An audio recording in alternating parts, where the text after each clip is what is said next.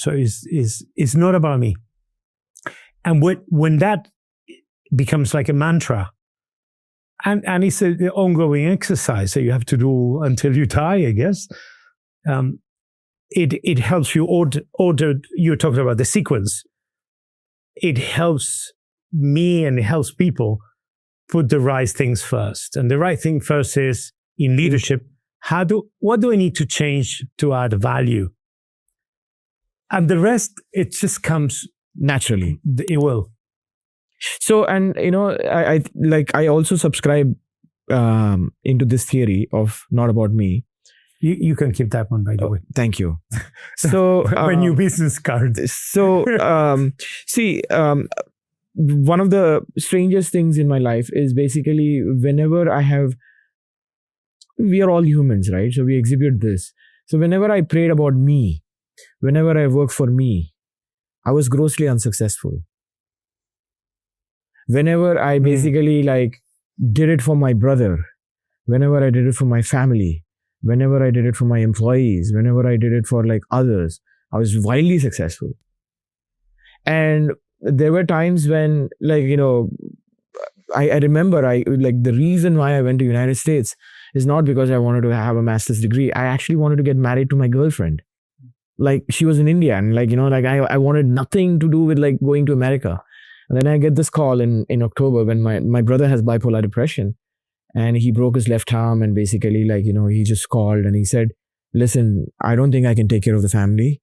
I need you to come do what is right for the entire family. So you should come here. And I said, here's a guy. And he was also saving money for me to come and other things. And I had no interest to come. And because I was very selfish, I wanted to just had a girlfriend, was good looking. For a guy from slums, that's that's no bad. That's not a bad thing, and she was fairly well settled. So so I'm not going to live in poverty because of her, thanks to her. So, but I had this moment when I said, I'm going to do right by my brother. Yeah. And I came, and there were some darkest times, right? We literally sat in Tuscaloosa, Alabama, at 6 p.m. in the evening, because he was out of status. He was not going to school for 3 semesters. So he would have been out of United States.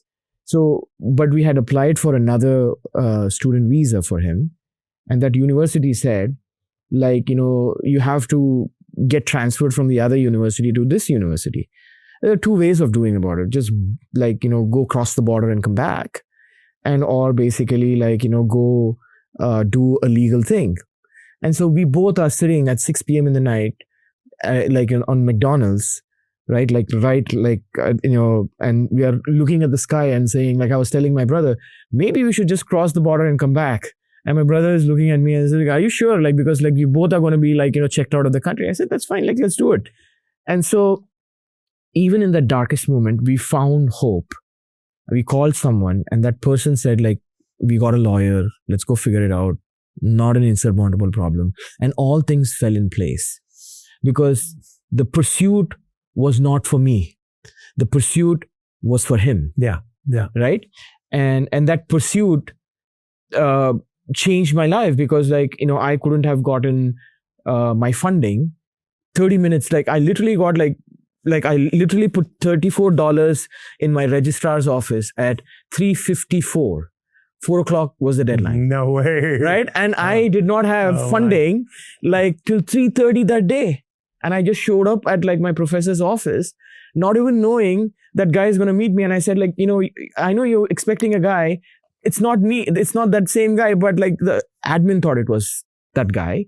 So I just lied and I sat there and I just let it happen. But as soon as the professor came out, I said, I know you're expecting someone else, but that's not him. This is a different guy. And this is my certificates. Can you take a look at it?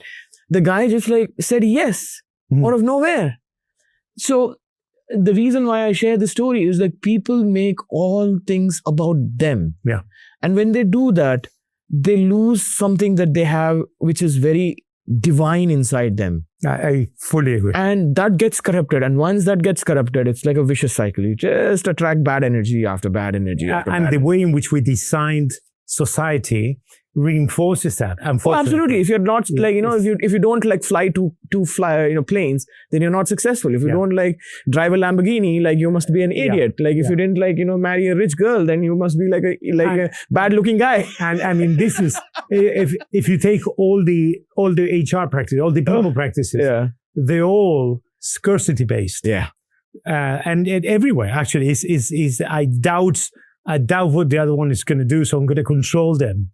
And I get the worst out of humans. That's not how humans operate. You gave a very good example, a very intimate example of you and your brother. And I can imagine that night outside McDonald's.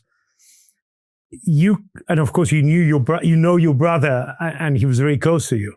But with conserving the distance, when I'm producing a product, I'm designing a service, or I'm opening an account, or I'm whatever business I'm in, I dare believe that not in my brother, but in many, many people who I will never meet, because it's impossible. And you're selling trust to them. And I'm doing something that is going to improve their lives in one way or another. That is purpose. But you cannot articulate it in a slogan. That's the mistake. Because you get a box ticking exercise of, we got a purpose, a mission, vision, behaviors, and we measure them, and we give people 360 feedback, and that's all bullshit. I'm so sorry. And mea culpa.